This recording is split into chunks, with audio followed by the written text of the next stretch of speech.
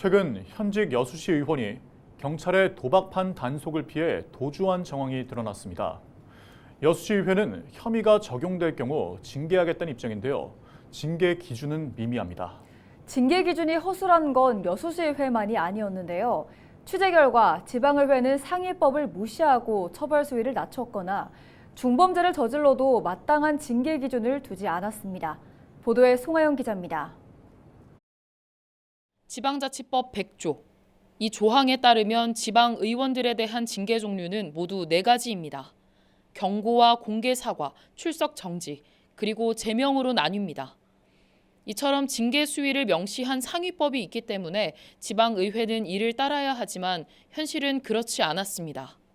취재진이 전남 23곳 지방의회의 윤리 행동강령 조례와 징계 기준을 확인한 결과 각 지방의회가 상위법을 무시하고 징계 수위를 대폭 낮춘 것으로 드러났습니다. 전남도 의회 징계 기준입니다. 음주운전과 성범죄에 대해서는 상위법을 따르고 있지만 금품 수수는 조건부 징계로 규정하고 있습니다. 대가성 없이 뇌물을 받았더라도 출석 정지에 그칠 뿐 의원직을 상실하지 않는 겁니다. 시군의회의 징계 규정은 더 허술합니다. 전남 22개 시군의회에서 음주운전과 금품 수수, 성범죄에 대한 징계 기준을 두고 있는 곳은 절반에 그쳤습니다.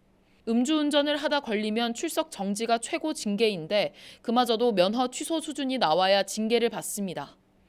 금품이나 향응 등을 받아도 성폭력이나 성희롱 등 성범죄를 저질렀을 경우에도 경고와 공개 사과, 출석 정지 가운데 하나로 벌하게끔 정했습니다.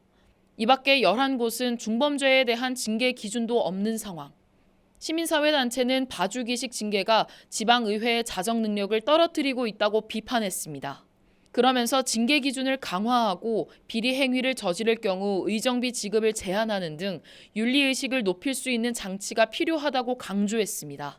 탈세를 했다거나 면탈을 했다거나 그거 외에는 나머지는 너무 약해서 이건 있으나 마나한 규정이 아닌가 싶고요. 그다음에 우리 국민들, 그다음에 시민들에게 내려지는 그 범법 행위에 대해서 그 규정만큼 이 의원들은 더 강하게 규정을 해야 된다 생각을 하는데. 행정안전부는 지방의회가 상위법에 따라 징계 기준을 체계화할 수 있도록 관련 방침을 마련하겠다고 밝혔습니다.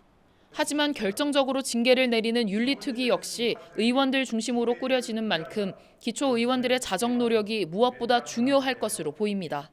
헬로티비 뉴스 송하영입니다.